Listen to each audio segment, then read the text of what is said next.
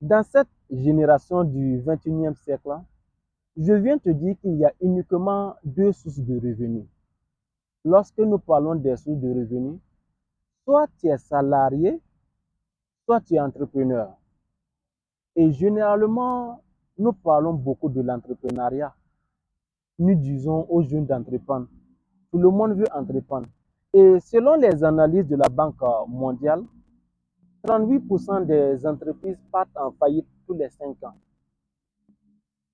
Et pire encore, 2,8% des entreprises disparaissent complètement à cause de la mévente des entreprises.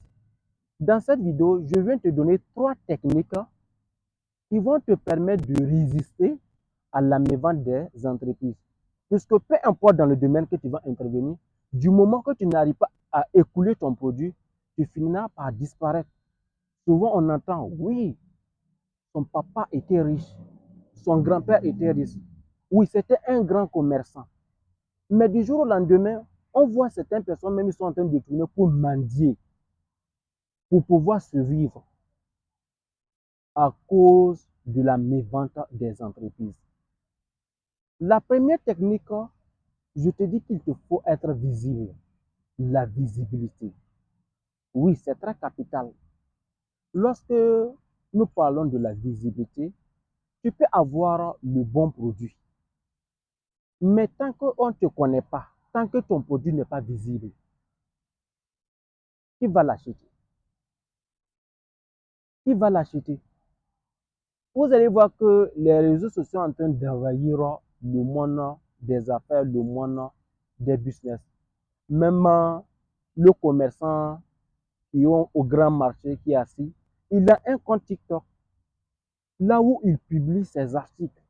Puisqu'il faut être bien visible pour pouvoir vendre. Il y a l'étudiant qui est là, il n'a même pas une boutique. Il part, il prend les photos, uniquement les photos du boutiquier, il publie avec l'audience qu'il a, il publie de gauche à droite, il est bien visible. Et c'est dans ça que quelqu'un va lui contacter, il va lui demander le prix, il dit, ils vont discuter ensemble, et il part prendre le commerçant, il revend, il prend pour lui, sans avoir une boutique physique, sans avoir un capital consistant pour commencer quelque chose de consistant.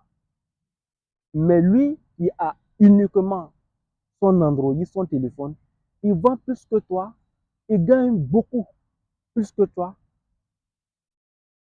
qui est assis au marché dans ta boutique physique. Il te faut la visibilité. Tu peux avoir le bon produit et ne pas vendre.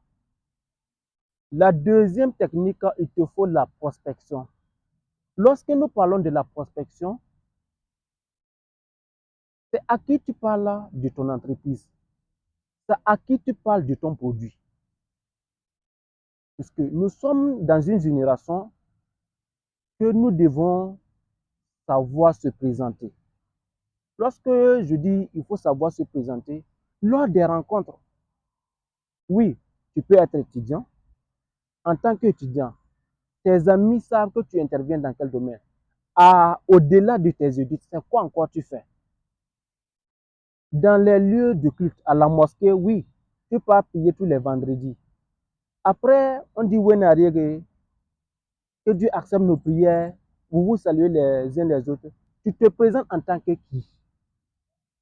Tu passes les dimanches à l'église, tu pries Jésus, tu pries Dieu. Oui, c'est très bien, tu demandes à ce que Dieu bénisse tes activités. Mais à la sortie du culte, tu te présentes en tant que qui? Puisque si tu te présentes, oui, bonjour, bonsoir frère en Christ, moi je suis Élisée Idani, j'interviens dans tel domaine, dans tel domaine. Vous vous échangez des contacts. Et tu peux l'écrire, vous allez vous enregistrer.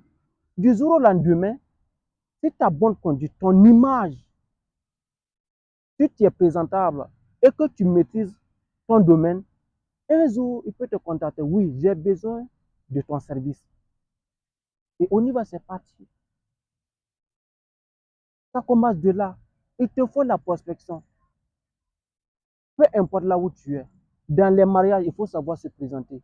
Parle de ton activité à une personne, deux personnes. Tu peux parler à 10 personnes même. Et tu arrives à convertir une seule personne. C'est déjà bien. De bouche à bouche, tu te parles. Parle aux autres. Tu montres ce que tu fais.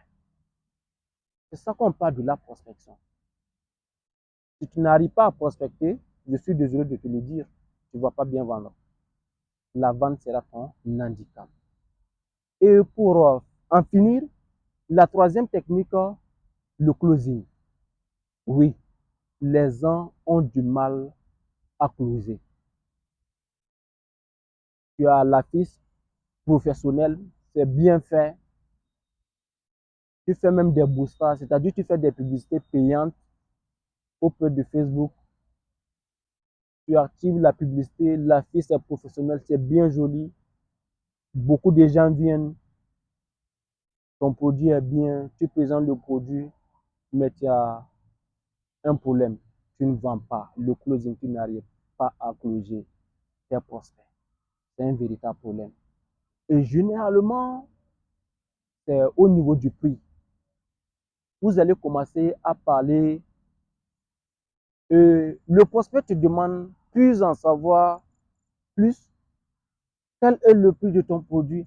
Et une fois que tu donnes le prix du produit, je te reviens.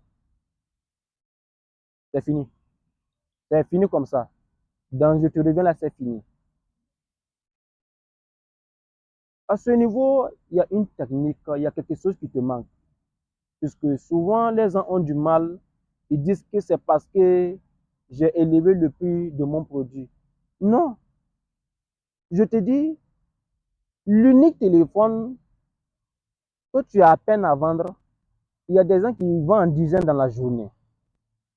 L'unique produit de 100 000, de 50 000 que tu dis que tu es cher, tu dis ton produit c'est 50 000, les gens disent que je te reviens, tu dis que c'est parce que le prix du produit est cher, il y a des gens qui en vendent à longueur de journée. Le problème vient de toi. Oui, il faut savoir présenter ton produit. Lorsque nous prenons l'exemple au niveau des téléphones, aujourd'hui, tu ne veux pas tenir iPhone, mais l'iPhone coûte combien? C'est tellement cher. Mais tout le monde veut iPhone. Pourquoi? Parce que c'est de la qualité. Tout le monde sait qu'Apple, c'est de la qualité. Il a travaillé d'abord son image. Donc, je te demande à revoir la qualité de ton produit.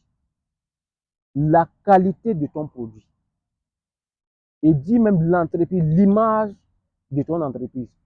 Parce que si ton entreprise a déjà fait quelque chose de négatif dans la société, et un jour tu veux essayer de vendre à un autre, tu vas dire, ah, c'est telle entreprise. Ah non, non, non. J'ai entendu ça et ça et ça sur votre entreprise. Et à cause de ça, la personne ne doit pas passer, il ne va pas passer en action. Sinon, les gens ont de l'argent, ils n'ont pas de problème d'argent. Il y a des gens même qui prennent des prêts pour faire quelque chose. Ils acceptent. Donc, si tu n'arrives pas à vendre, il faut essayer de voir comment est-ce que tu présentes ton produit. Il faut présenter les bienfaits de ton produit. C'est quel problème ton produit peut résoudre. Parce que généralement, on dit entreprendre, c'est regarder le problème de la société et essayer de solutionner, trouver solution à cela. Mais quelqu'un qui a un problème et tu veux lui présenter ta solution et la personne est 100% sûre que non, ce que tu dis c'est une réalité, tu peux trouver solution à son problème. Pourquoi il ne va pas passer à l'action? Même s'il arrivait qu'il va s'endetter, il va prendre ton service. Donc il va falloir que tu travailles sur la qualité de ton produit et ta manière également de présenter ton produit. Travaille même sur ta propre physique, je dirais. Le physique compte vraiment.